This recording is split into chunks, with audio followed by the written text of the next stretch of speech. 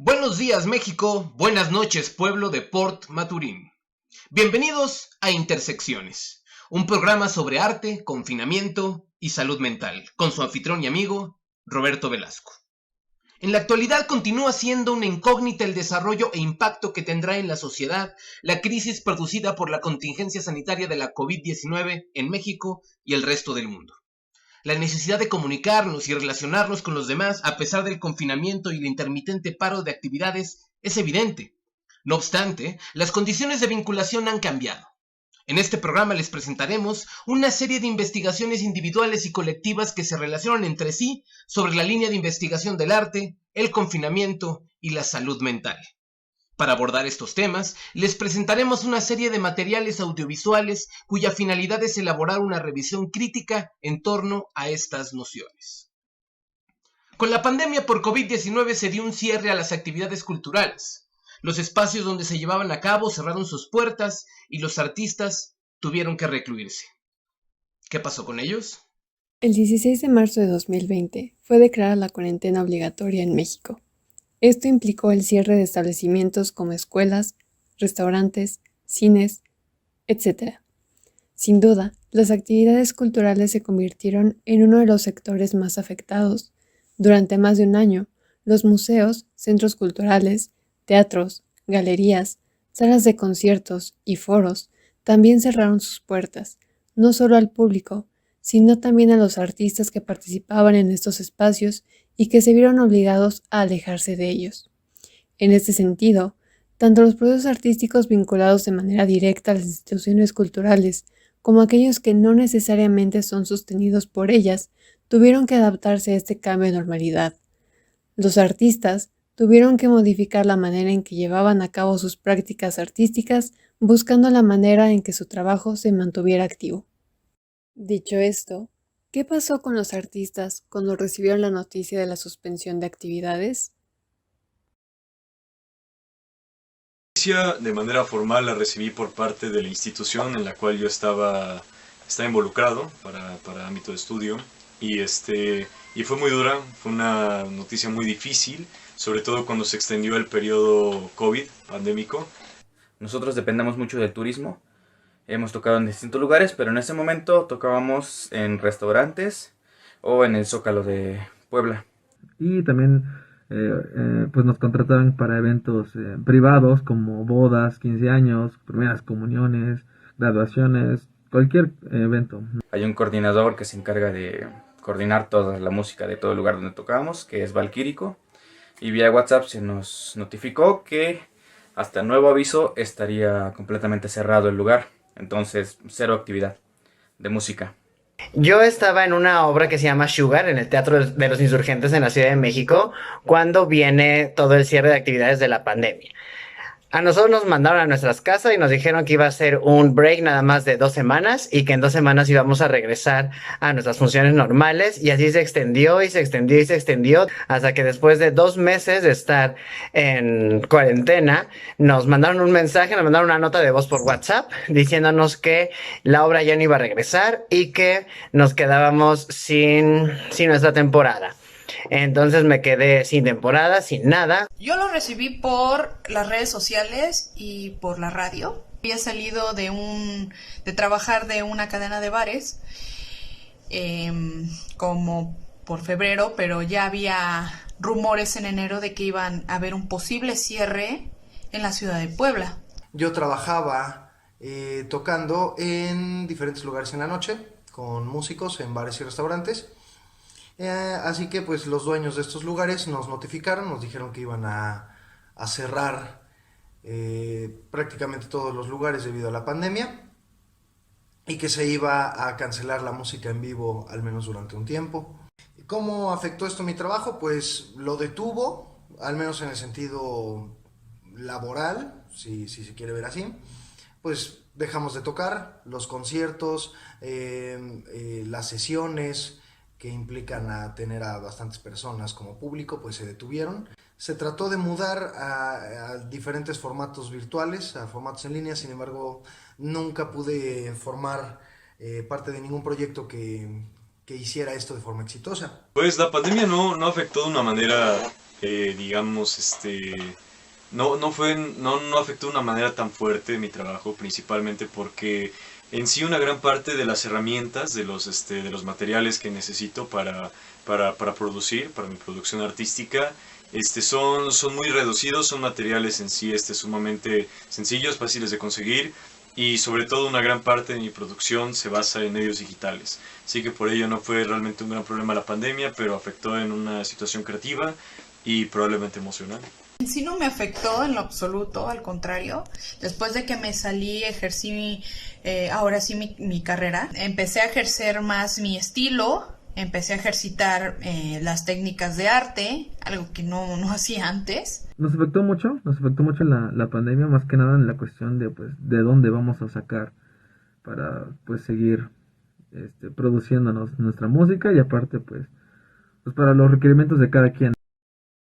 Para algunos artistas, la pandemia representó una oportunidad para dedicarse a sus actividades artísticas. Para otros, representó una suspensión de ingresos económicos. ¿Qué hicieron los artistas ante esta nueva situación? Durante la pandemia realicé muy pocas actividades artísticas, sin embargo pude realizar unas pocas que me remuneraron económicamente. Entre ellas pude dar unos talleres de composición y componer algunas obras por encargo para diferentes agrupaciones. Estuve dando clases de danza de nivel básico, de jazz y de danza para teatro musical por Zoom. Lo que hice fue abrir un canal en YouTube que me permitió, a través de videos tutoriales, seguir dando mis clases en la Ciudad de México, aunque yo ya estaba residiendo en Puebla para la cuarentena. Estuvimos subiendo videos de nosotros tocando en nuestra cuenta en nuestras redes sociales, pues. Estuvimos también haciendo en vivos para interactuar con la gente y con nuestro público. Yo me metí a lo que es este proyecto de Jóvenes Construyendo el Futuro, porque bueno, yo ya no estaba generando ingresos, y pues me metí en el Instituto Municipal de Arte y Cultura, me aceptaron, y también hice algunos dibujarios que me pidieron en la institución. Hice un taller de collage, perdón. Hice collage que le encantaron a los niños y a los adolescentes. Y también hice videos para las redes sociales de la institución que se llamaron los Consejos de la Primavera. Participé prácticamente en todas las convocatorias que pude encontrar durante la pandemia. Pude ganar un par, en una de ellas trabajando para el Instituto Municipal de Arte y Cultura de Puebla, dando talleres de composición, así como para el dúo de guitarras Dúo H de la ciudad de Puebla. También sacaron una convocatoria de composición musical de obras para guitarra, para dueto de guitarra, y pude desempeñarme ahí, pude trabajar y ganar esa beca también. Apliqué para dos convocatorias, pero principalmente para exponer, las cuales una fue por parte del Centro Morelense de las Artes, llamado Dibujo Atómico, y la segunda fue por parte de un proyecto independiente llamado Palmera Ardiendo, la cual tuvo una exposición llamada El Delirante Orden de las Cosas. En ambas tuve el honor y la oportunidad pues de ganarme un lugar, digamos, en esta exposición. Fue un logro considerando pues estos 2 años de pandemia. Participé en este proyecto del FONCA que se llamó Contigo a la Distancia. Era con el propósito de que la gente se quedara encerrada durante la pandemia y pudiera realizar algunas actividades artísticas. Yo metí un proyecto que se llamó Collage en Casa, y pues fue seleccionado, y nos dieron a los que seleccionaron nos dieron un apoyo económico. No pude aplicar para ninguna beca o para ningún apoyo de parte del gobierno debido a que mis actividades están pues fuera de las actividades que el gobierno considera como de primera necesidad. Yo no estoy dado de alta en el AMDA, que es una asociación de artistas que generalmente ayudan mucho a la gente que está en la tele, pero la gente que nos dedicamos a las artes escénicas no recibimos dicho apoyo del gobierno. La verdad no supe, yo la verdad, de alguna institución que pues se haya encargado de apoyar pues esta producción artística y la verdad si existió pues nosotros no nos enteramos o no investigamos más que nada.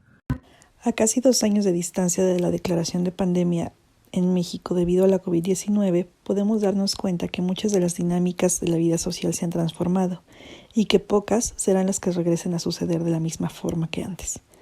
Dentro de estas dinámicas sociales afectadas se encuentran aquellas que están directamente relacionadas con las prácticas artísticas. Y en ese sentido, a partir de esta serie de entrevistas, podemos rescatar varios aspectos importantes.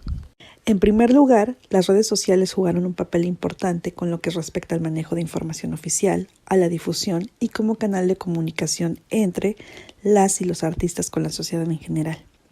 A través de dichas plataformas se han encontrado alternativas a las instituciones culturales. Sin embargo, estas se han transformado y poco a poco se han ido institucionalizando, funcionando como un legitimador de las prácticas artísticas actuales. En el panorama mexicano actual, el arte no funge como una actividad primordial y por lo tanto el valor simbólico y económico de este tipo de prácticas se ve afectado a tal punto que se convierte en una actividad secundaria para la mayoría de los creadores. Con respecto a la salud mental y a la pandemia, la mayoría de las personas que se dedican al ambiente creativo observaron un crecimiento profesional relacionado con el tiempo dedicado a la creación de sus obras. Al existir un cierre de las actividades comunes, el arte se volvió una prioridad para las y los artistas. Como último punto, los programas ofrecidos durante la pandemia por las instituciones culturales, pese a ser abiertos y dirigidos hacia todo tipo de prácticas y todo tipo de público, no se encontró al alcance de todos los artistas. Pues, aunque sí hubo casos en los que hubo aplicación a convocatorias, también existieron situaciones en las que no hubo suficiente información al respecto.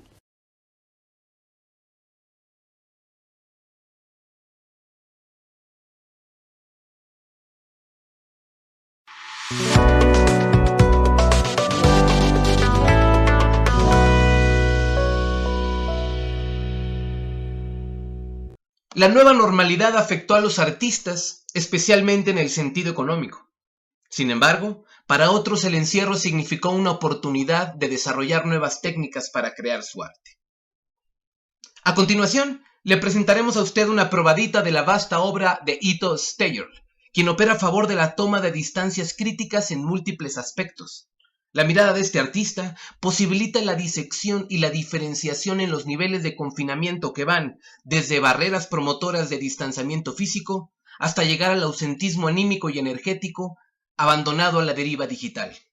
La siguiente cápsula se plantea como un vaso comunicante enfocado a la crítica al uso excesivo de la imagen y a las instituciones culturales que promueven su uso indiscriminado. Ito Steyer, una mirada crítica que cuestiona la imagen y la palabra en el entorno digital y su impacto en la salud mental desde el confinamiento por la pandemia COVID-19, se plantea como un vaso comunicante enfocado en la crítica al uso excesivo de la imagen y a las instituciones culturales que promueven su uso indiscriminado.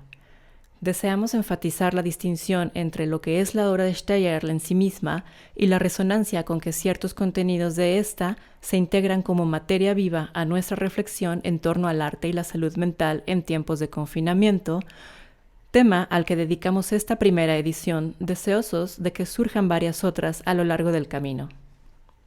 Si bien aún hoy se sigue pensando en el arte como una actividad superflua y solo para algunos, el aporte de críticos y artistas empeñados en demostrar a través de su trabajo que esto no es así, genera un contrapeso para abrir la conciencia de los públicos en busca de redefinirlos como actores situados en primer plano de la escena sociohistórica. Hacia la primera mitad del siglo XX, Walter Benjamin, en su ensayo La obra de arte en la época de su reproductibilidad técnica, apuntaba casi como una predicción que tanto el arte puro como el arte por el arte, modalidad secular del arte mágico asociado al genio y al servicio de la belleza, enfrentaban un enorme giro en torno a la reproductibilidad técnica de la imagen. Esta reflexión abordada por Benjamin se sitúa en la intersección entre el arte y la crítica de cara a estos tiempos de pandemia, en que la sociedad fue sometida a un enclaustramiento domiciliario y de pronto gran parte de la cotidianidad se vio restringida a lo digital. Los trabajos, la educación, la conexión social e incluso la cultura nos fueron impuestos a través de la ventana digital de nuestros ordenadores o dispositivos móviles. En los tiempos de confinamiento, incrementó drásticamente la exposición a una multiplicidad de imágenes que se han convertido en nuestra realidad objetiva. Sin embargo, el bombardeo de imágenes termina por afectar nuestra salud mental. La vida pasó de lo material a lo digital, y con ello nuestra salud se desorbitó al intentar adaptar el ya de por sí vertiginoso mundo habitual a una pantalla reproductora de infinitas imágenes. Destacamos la obra de Ito Steyer, que cuestiona y critica a la tecnología digital y los medios de comunicación enganchados con la reproductibilidad técnica de las imágenes, pues bombardean la percepción de quien accede a ellos. Estamos sometidos a una constante exposición a imágenes digitales propiciada por diversos actores que protagonizan los medios de comunicación orientados por la mercadotecnia, pero también por las instituciones del arte y la cultura. Los responsables de desarrollar, continuar y promover las políticas y las instituciones culturales están involucrados fuertemente en que la reproducción de imágenes, sean estas del orden que sean, provoquen supuestos goces estéticos que terminan saturando la percepción visual del individuo, lo que afecta directamente su salud mental. ¿De qué forma las instituciones y las políticas culturales forman parte de esta circulación masiva de imágenes? Miller y Giudice, en la introducción a su texto Historia y Teoría de la Política Cultural, señalan que los soportes institucionales que canalizan tanto la creatividad estética como modos de vida colectivos encarnan en guías de acción sistemáticas y reglamentarias que adoptan las organizaciones para lograr sus metas a través de la implementación de políticas. Esto es relevante en nuestra contemporaneidad, cada vez más problemática, porque se vincula con que gran parte de la humanidad está siendo sometida a una experiencia de inmersión total en dinámicas plagadas de prejuicios políticos y morales asociados a una hipersensibilidad individualista que no sabe ser reflexiva. En este contexto, se desarrollan las políticas culturales que estructuran la vida cotidiana, tanto de individuos como de sociedades. El horizonte puede resultar abrumador y desafiante, así que conviene tener presente que todo fenómeno histórico y social, en tanto constructo humano, implica la posibilidad de hacer las cosas de manera distinta. Vislumbrar rutas de acción alternas remite a la performatividad del lenguaje, entendida como la capacidad que éste tiene para configurar o incidir en la realidad. Giudice la exalta en su crítica a las instituciones que entretejen las políticas culturales y sugiere que éstas deben ser hackeadas por la ciudadanía. Es evidente que las instituciones contribuyen a configurar modos de vida sociales mediante la implementación de políticas que inciden directamente en los diversos horizontes culturales humanos. Esta dinámica promotora conoce desde hace siglos la potencia del efecto en la manipulación de la imagen, pues esta no es neutra, funciona en el circuito económico ya sea como carne de cañón o bien como disonancia que puede detonar transformaciones.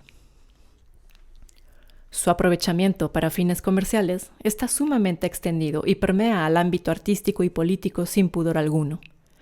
En la mayoría de los casos, carece de reflexión o de una adecuada interlocución con aquellos actores sociales a los que se dirige.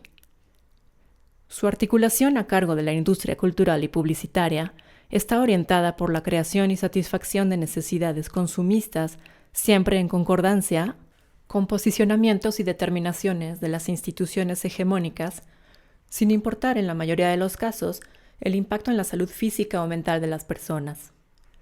Esto nos remite a un uso inescrupuloso de la imagen para fines comerciales que debe ser sometido a una revisión profunda por parte de sus receptores. Entre los diversos efectos que esto genera, nos centramos en la explotación de la imagen como hecho que asegura la continuidad de inserción al desarrollo capitalista, o, como diría Foucault, refiriéndose al alcance del umbral de la modernidad, este se da cuando la vida de una especie se apuesta a sus propias políticas. La reproducción masiva de imágenes está dictada por una inadecuada estructuración, planeación y desarrollo de estrategias políticas, si nos enfocamos en el bienestar de la humanidad y el medio ambiente. Pero si se observa desde otra mirada, como la del capital, se puede estimar que la estrategia está perfectamente diseñada.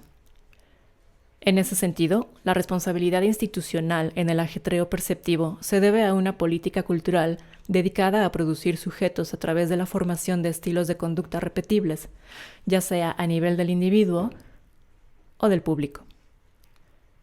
Esto conlleva que los individuos sean violentados al tiempo que normalizados dentro de la iconósfera.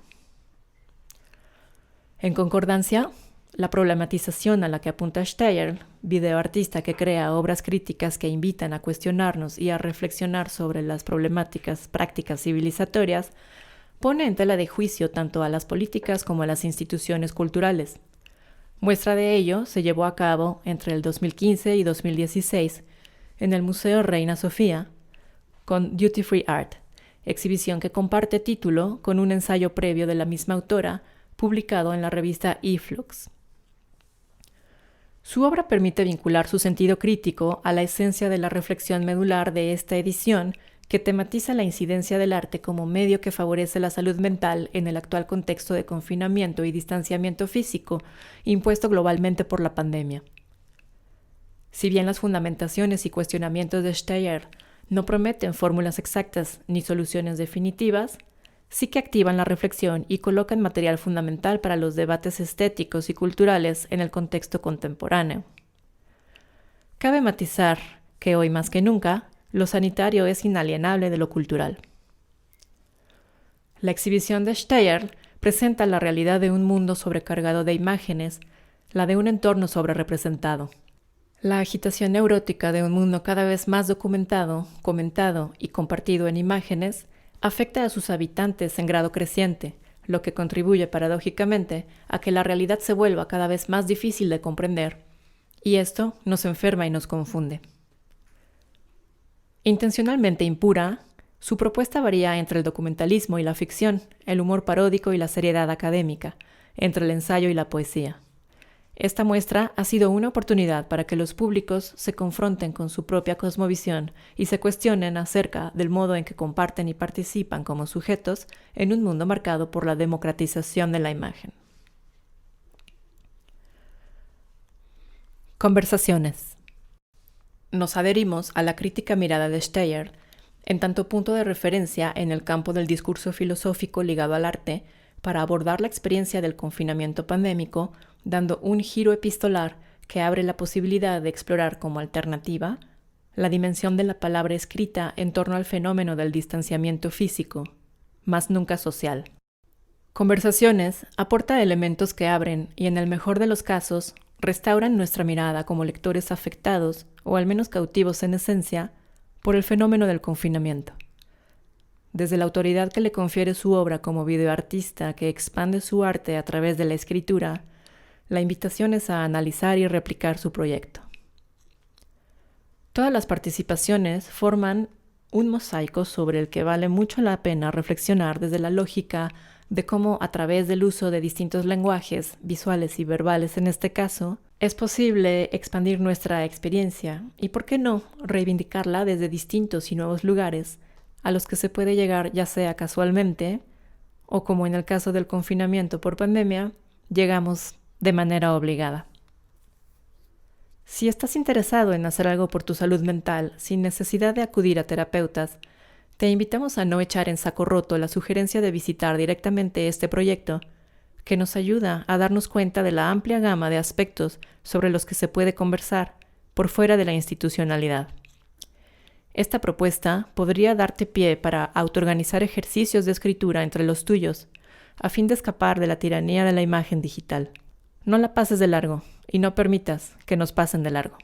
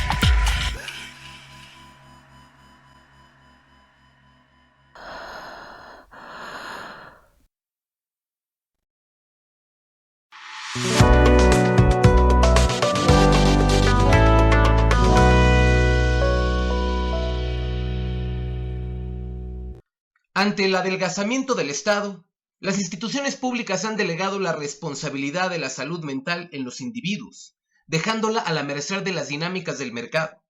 La entrada de los gobiernos neoliberales en México supuso una especie de hegemonía corporativista que, de manera deliberada, ejerce sus redes clientelares con intenciones lucrativas, adueñándose del asistencialismo de los programas sociales y provocando no solo el adelgazamiento del aparato estatal, sino también las movilizaciones sociales y sustituyendo, en teoría, la función del Estado benefactor. Para poder analizar y ejemplificar dicha problemática y saber qué papel juega el arte en todo esto, contamos con el testimonio de 3 expertos del ámbito de la salud mental y de las artes. Erich Fromm, que es el fundador del instituto, como ya lo comentaste,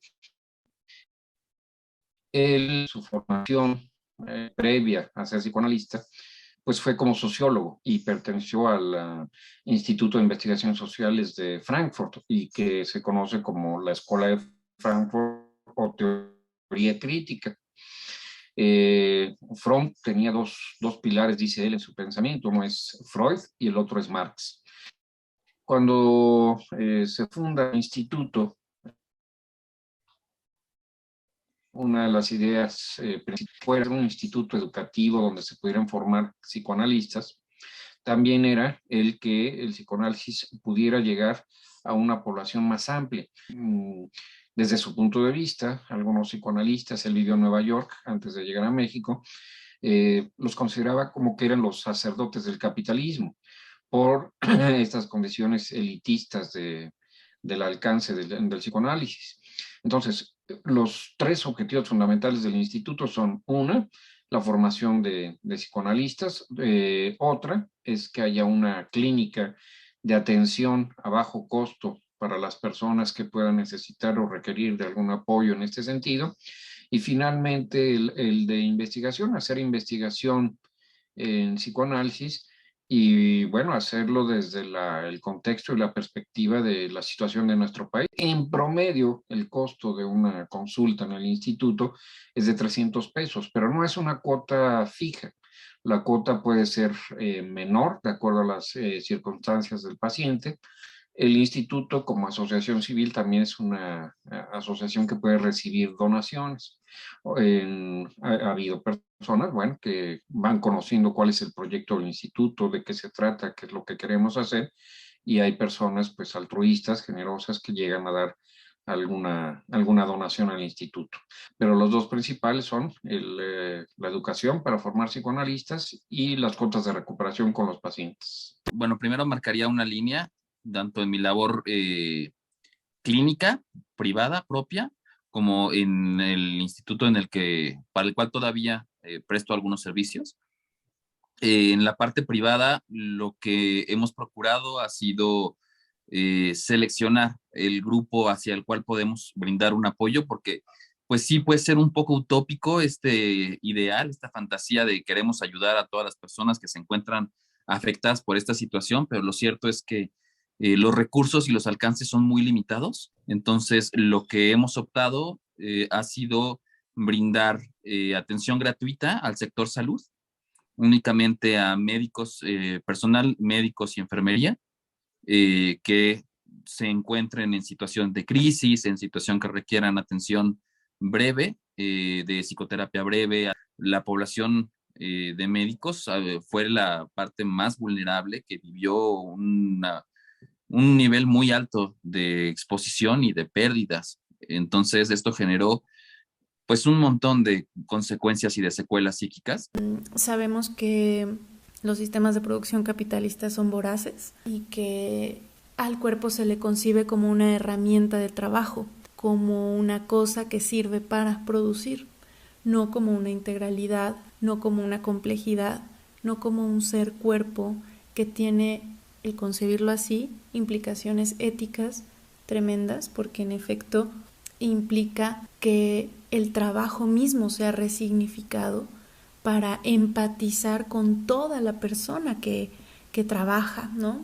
Con todo lo que pone de su ser en aquello que trabaja. Entre las metas o los objetivos, mejor dicho, que planteaba Fromm, uno de ellos era especialmente el poder hacer llegar al psicoanálisis a mucho más gente que no tiene la posibilidad, no tendría la posibilidad de pagar una consulta privada. Fromm, él no hablaba propiamente de haber formado una escuela, pero el psicoanálisis que él practicaba y que se enseña en el instituto se llama psicoanálisis humanista, en el sentido de que pues lo principal o el objetivo central es la persona en sí misma, como un fin en sí mismo, y no tanto aspectos económicos o lucrativos o de este tipo, ¿no? Pues tú no puedes sustraer al individuo de su contexto social, y las necesidades económicas también van de la mano con la posibilidad de la atención clínica. En ese aspecto, cuando llega la pandemia y cuando la enfermedad, la muerte, el duelo, el miedo, el estrés es la orden del día, empieza a salir a flote, ¿no?, en los espacios en los que empezamos a habitar. Empieza a salir a flote la gran necesidad de subsistir a la lejanía, al no tocar, al no abrazar, al no poder ver el rostro por entero de una persona y por supuesto generamos medios para lograrlo, generamos espacios para que la poesía siguiera viva, para que los artivismos siguieran totalmente vivos, para que la danza, el teatro, la pintura, todo pudiera en su expresividad vital pudiera continuar, ¿no?, como parte de ese lazo comunicativo. El papel que juega el arte en la práctica psicoanalítica y en la labor clínica, la obra de arte por sí misma yo la concibo desde mi parte también como artista, o desde mi vivencia como artista, como un reflejo de elementos que están en nosotros, ¿no? Sin embargo, muchas veces nos descontextualizamos o nos desconectamos de estos elementos que no son humanos, ¿no? De los celos, de la rabia, de la envidia, de la desesperación, de la frustración, porque eso es lo rechazable, eso es lo que no me gusta, eso es lo que no debería de sentir, ¿no? De acuerdo a ciertos cánones. Y el arte nos reconecta con eso, el arte nos reconecta con muchas de estas emociones que nosotros rechazamos. Es tratar de conectar con recuerdos que no sabemos que tenemos. Cuando en efecto nos piden no tocar, no abrazar, no comunicarnos frente a frente con otra persona sin cubrebocas, nos dimos cuenta también de que el valor del tacto es fundamental, el valor del abrazarnos para sentir el latido de cada corazón es vital para encontrar sentido justamente, ¿no? Cuando las artes siguen completamente vivas y en un ámbito de supervivencia, a mi parecer, lo fundamental de que eso pase es que la empatía se despierte. Eso ha sido un reto muy fuerte ahorita con la pandemia, porque al menos en nuestro estilo de trabajo, tanto en el instituto como el propio, es de frente a frente, no es la terapia frente a frente, no es el psicoanálisis típico en el que está ortodoxo la persona en el diván y no hay una interacción visual con el analista. Aquí estás frente al paciente y nos vemos la cara. Y el estar por videollamada, el estar no teniendo al paciente enfrente, pues genera una distancia. De repente, si la persona entra en un brote, entra en una situación de crisis, de angustia, ¿cómo la contienes desde el teléfono? Aquí aventó el teléfono y a ver, ya no lo ves, no lo escuchas.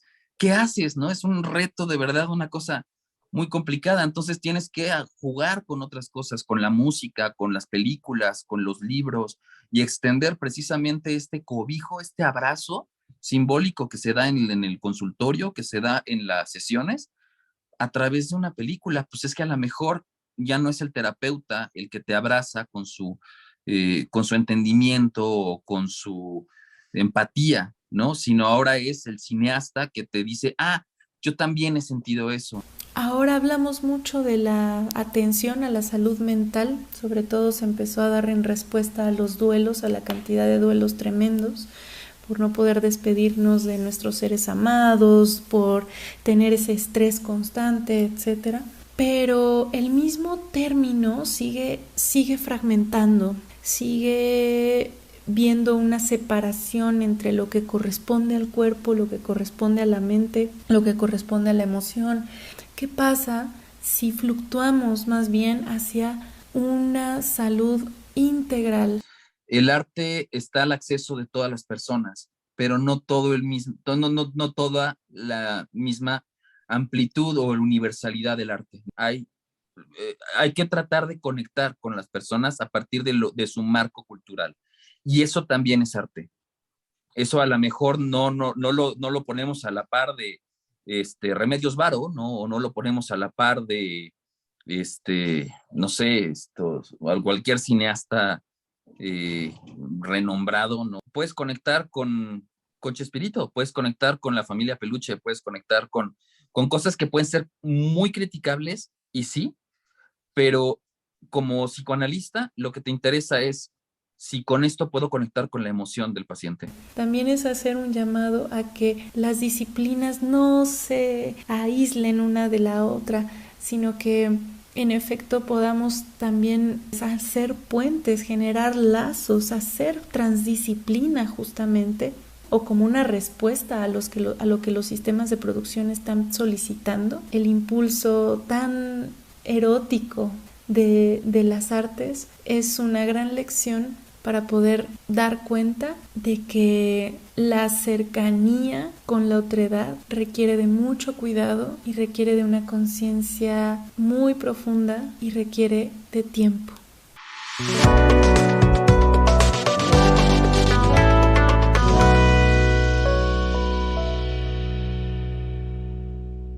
En nuestra siguiente cápsula se aborda una aplicación concreta del arte para solucionar problemáticas sociales.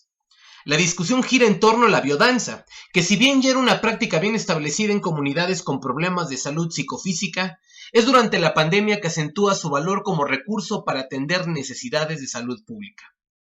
Esto lo miramos a la luz del giro social que el arte tiene desde la década de los 80 dentro del marco del tardo capitalismo, donde el Estado no soluciona plenamente ciertas necesidades sociales, abriendo la posibilidad en las artes de reorientarse hacia esas causas. La discusión en torno a la biodanza está a cargo de Gisela Cereceda y Adán Márquez, que proponen un diálogo abierto a otras disciplinas y otras formas de abordar nuestro tema central: arte, confinamiento y salud mental. Iniciemos nuestro análisis interdisciplinario sobre la biodanza, una práctica artística de uso terapéutico. Es un uso interesante para la danza, ¿no te parece? Sí, claro. El uso terapéutico de las artes pues es muy amplio, independientemente de qué práctica sea. Danza, música, artes plásticas, pues estos efectos neurológicos que producen pues son indiscutibles. Sin duda, sobre todo en situaciones difíciles como este reciente confinamiento al que fuimos orillados por el virus del COVID. Sería interesante escuchar qué es lo que piensa un artista plástico sobre esta situación y de qué manera experimentó el confinamiento. Escuchemos al doctor Miguel Sanz. Me parece bien. En el 100% de mi trabajo tiene una matriz o una base material propiamente plástica, es decir, un material que no es virtual, que no es simplemente datos, sino que es hay que trabajar con las manos, ¿no? Eso es lo que me refiero con lo plástico. Y en el momento entonces en que esas disciplinas, en mi caso particular la pintura, se ve en la necesidad de volcarse hacia estos espacios de exhibición virtuales, pues uno tiene que asumir ese terrible empobrecimiento que implica mover una pintura hacia un espacio fotográfico, hacia un espacio de digitalización, en el que se pierde, yo diría, aproximadamente como un 50-60% de la información que una pintura presenta en su soporte material, que les digo, ¿no? Entonces, eso hizo que para mí se convirtiera el ejercicio artístico en una imposibilidad, en un impasse, ¿no? Como dirán los filósofos, que no me permite a mí completar el proceso de la obra de arte el proceso de la obra material, del objeto artístico visual, porque ese proceso se completa en el momento en el que el espectador recibe ese input sensorial, ¿no? Y de una manera correcta y completa. Entonces, pues básicamente se ha convertido el trabajo artístico para mí en una actividad solitaria, en una actividad egocéntrica y en una actividad también hasta onanista. Me llama la atención lo que menciona el doctor Miguel. Digo, siendo su producción principalmente pictórica, es principalmente acuarelista, pues no le da tanto énfasis a la práctica individual. Sin embargo, sí reconoce esa falta de vinculación que se dio en el confinamiento, sobre todo lo que menciona de sus alumnos, y también que desde su perspectiva, pues esa vinculación es la que se genera al compartir el arte, ¿no? Algo que me parece interesante, al margen de que no reconozca los efectos en el sistema nervioso. Pero el bienestar que producen las actividades artísticas, pues sí va más allá, ¿no? de lo individual. Tú como maestra de danza, ¿qué dirías al respecto? Pues un artista siempre es reconocido por estar en contacto con sus emociones y definitivamente existe un impacto emocional y mental al reaccionar, digamos, a la falta de contacto humano.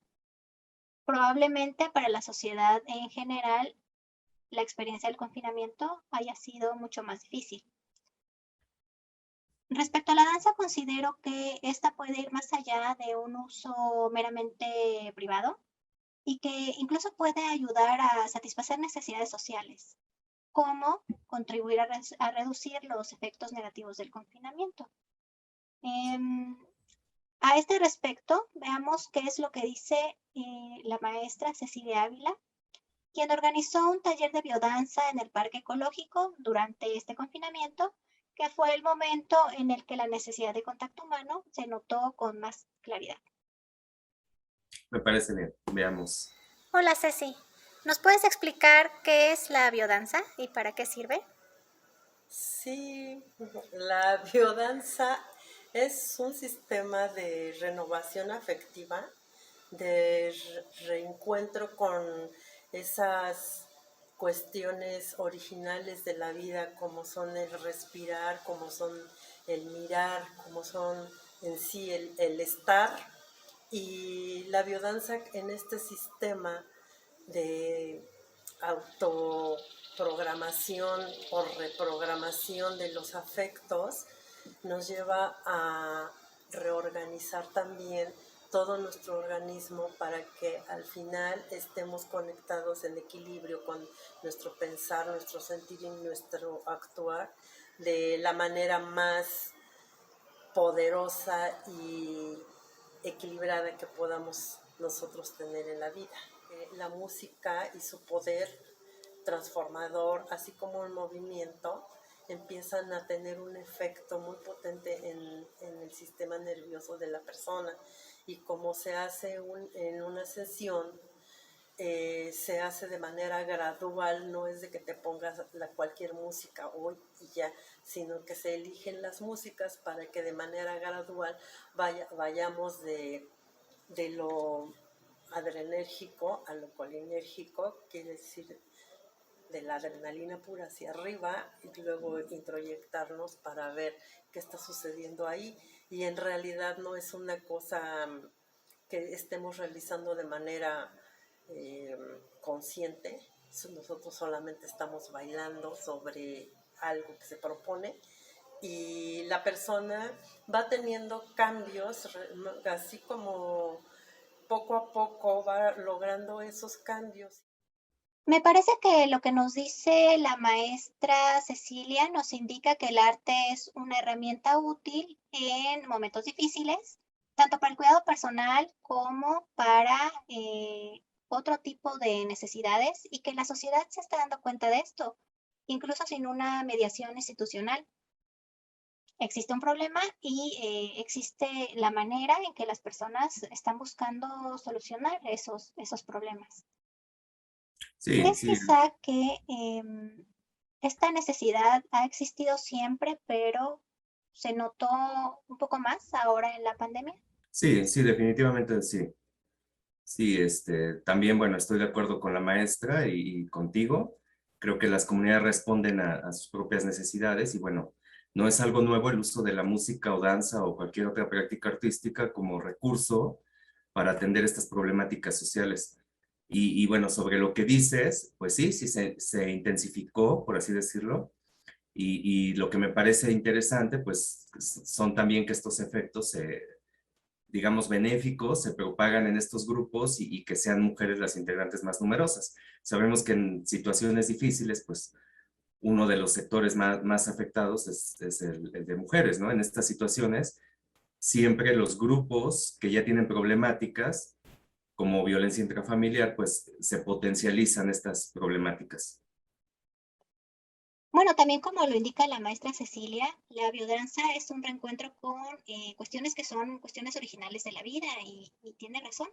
Tanto la danza como la música responden a necesidades humanas que han existido desde tiempos remotos.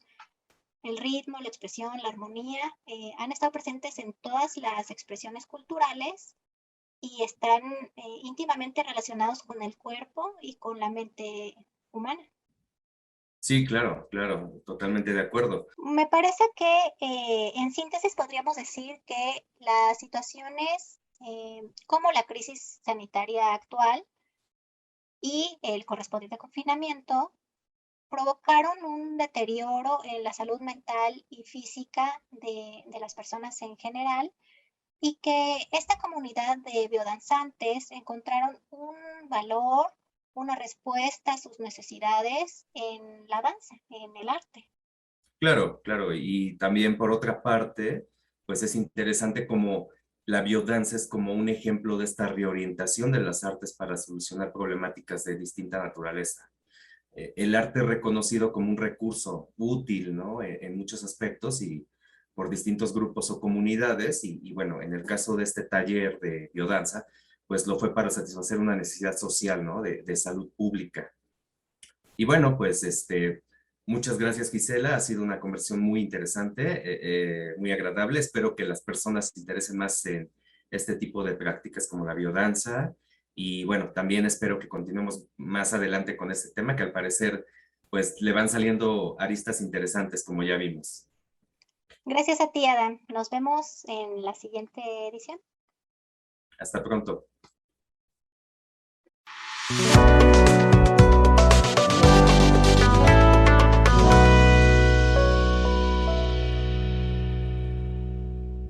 A continuación, escucharemos a Sandra Reyes, actriz, titiritera, vestuarista, artista textil, dramaturga y miembro fundador junto con Ángel Ledesma de A Escena Teatro, Asociación Civil, grupo artístico e itinerante oriundo de la ciudad de Puebla. La siguiente cápsula es una aproximación audiovisual al taller de muñecas intervenidas impartido por Sandra con la colectiva Madres en Búsqueda Coatzacoalcos a finales de 2020. Cuyos resultados y testimonios forman parte de la exposición rodante Narrativas y Memorias de la Desaparición en México.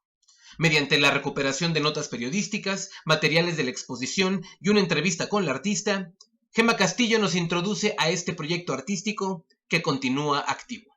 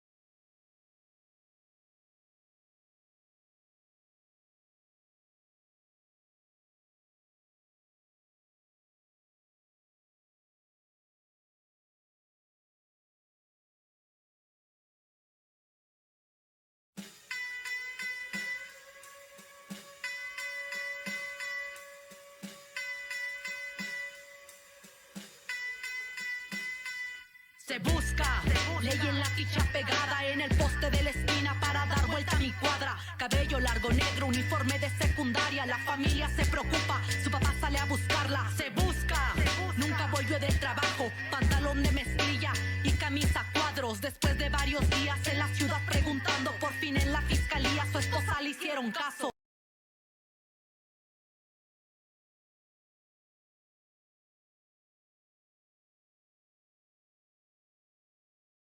Estuvimos en una búsqueda, buscamos a un niño de 12 años y nos enseñaron cómo buscar, ¿no? Entonces es como hacer una fila de personas aquí, otra fila así, y entonces vamos a peinar y nos cruzamos. Y entonces vas viendo y te entra una desesperación súper grande porque todo ves que es indicio, todo. O sea, tienes ganas como de alzar la tierra y decir, yo quisiera tener la fuerza para poder alzar todo y ver si está el niño.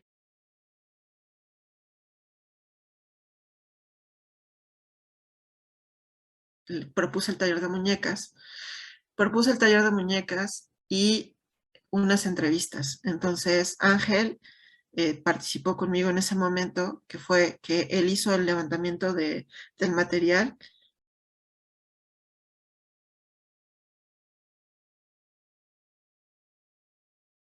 Sí, le voy a bordar otras letras donde diga de que estoy haciendo todo lo posible para encontrar.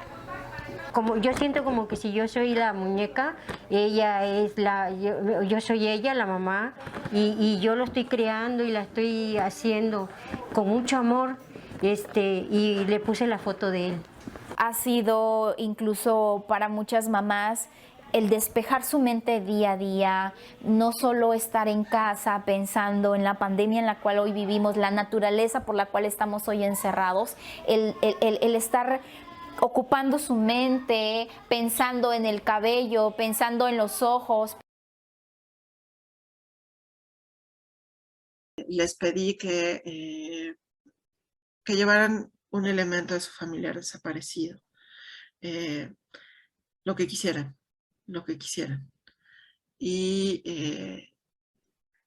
entonces llevaron pulseras, llevaron fotografías, llevaron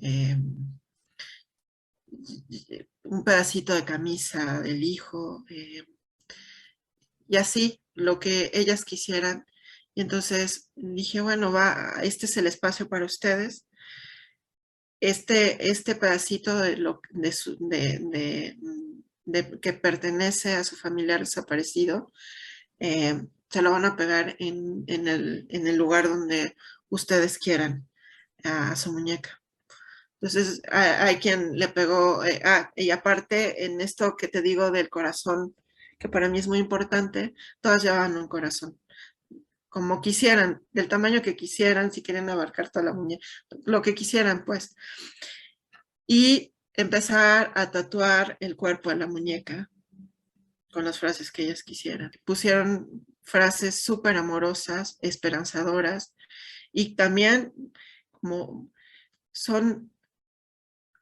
yo estoy muy agradecida como de esta lección de amor que te dan las mamás, te dan una lección de amor, en general los familiares, de amor incondicional, que es así de, sí, o sea, es un tema súper complicado, pero la esperanza no muere, o sea, es hasta encontrarles. En un principio no es la pretensión, pero pasa, que es una cuestión terapéutica. Para ellas fue terapéutica, que no era mi pretensión era hay que contar la historia, y esta es una manera de contarlo, hacer arte. También es como decir, todas somos generadoras de arte, o sea, podemos, lo hacemos. El arte no es exclusivo, ¿no? O sea, todas podemos hacer arte, todas podemos generar. La onda es qué quieres decir. Si tienes algo que decir, todas podemos generar arte, todos podemos hacerlo. No es exclusivo. Es como una especie de lenguaje universal, el arte, que si bien no todos tienen un desaparecido, yo creo que por el arte sería como algo muy fácil de digerir para las personas que no están viviendo el proceso de una desaparición. Y para mí la narrativa de la desaparición con el arte es eso. Es como un lenguaje universal para las personas que no están viviendo pues nuestro proceso y una desaparición tan dolorosa. En parte esto nos sirve mucho porque nuestro cerebro deja de pensar un poco, pero ahí está, eso es algo que no nos lo podemos quitar. No nos los podemos quitar porque ahí están nuestra familia, ahí están metidos. Sí. Nunca me imaginé estar haciendo una muñequita, ponerle tu nombre. Nunca, hijo. Y mírame, hijo, dónde estoy. Y no sé por qué. Y me ponía a hacer mi muñeca. Y la hice con tanto amor porque estaba pensando en mi hijo. Me sirvió para sacar el sentimiento hacia mi hijo y sentirlo vivo.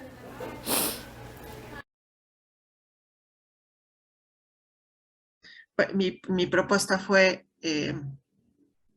exponer estas piezas en la calle, no en un museo, sino en la calle, para que la gente que no está informada o que piensa que por algo se llevaron a los familiares desaparecidos, porque es lo que te dicen. Es que estaba en la delincuencia. O sea, no, es contar la historia de otra manera y decir, no es así. Y nadie tiene que desaparecer, no tendría que pasar. Se hizo en WhatsApp. Se expusieron 14 piezas, 14 muñecas, con 14 entrevistas. Se expuso en la calle, en el parque principal. Y de ahí la exposición se vino a Puebla. Se expuso en el Paseo Bravo, donde hubo otras cosas, de ponencias, hubo un taller de Lucas, hubo los documentales con sus directores, y el proyecto sigue porque la propuesta es que viaje esta exposición hacia el norte y andar en las plazas públicas.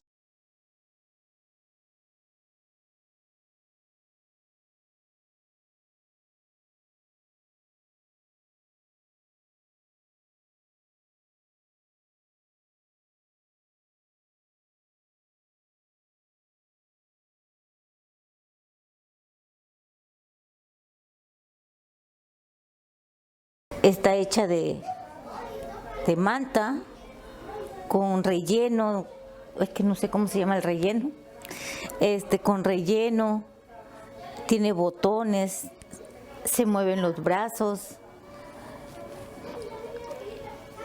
Las palabras que le puse yo es que te extraño, me hace falta, te estoy esperando y pienso en ti y te amo. Esas son las palabras que yo puse, porque eso es lo que yo hago. Pienso mucho en mi hijo. Lo amo mucho y lo estoy esperando. Lo extraño. Y pues al poner esas palabras, pues como ven me hace llorar.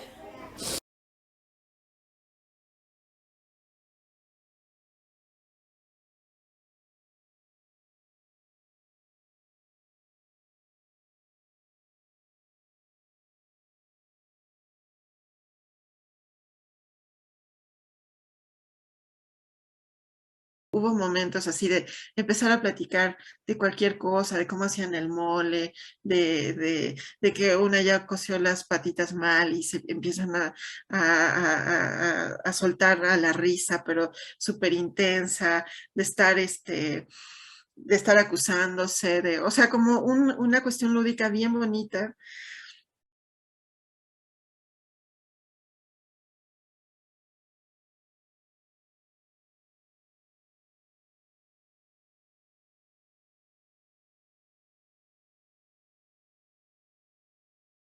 Frente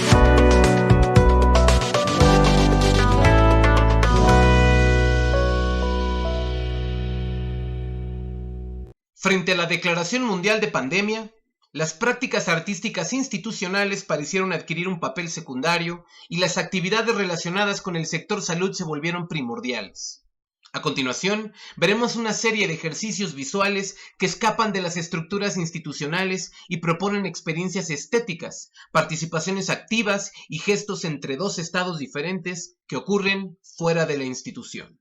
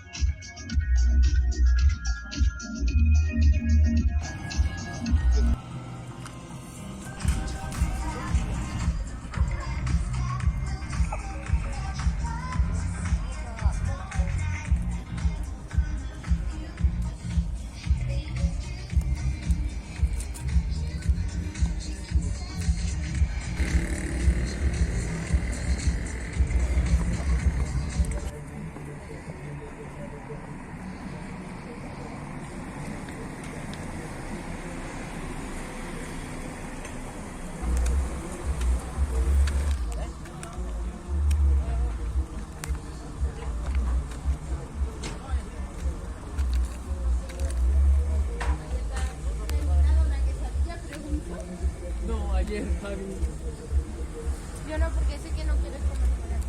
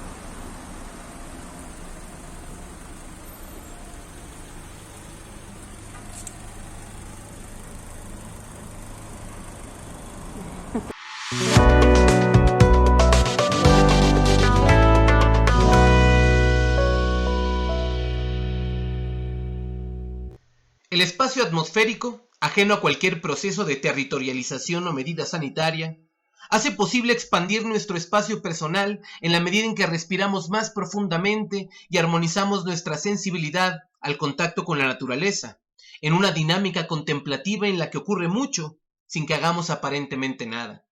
Existen estudios que afirman que la deprivación de contacto con la naturaleza es causa de morbilidad. La siguiente pieza reclama un paradigma distinto al utilitario, hegemónico, civilizatorio, que reconozca la interconexión de sistemas naturales en la que estamos inmersos, apelando a la plasticidad performativa, en tanto que las instituciones no son eternas y trascendentes, son el producto de un momento en particular.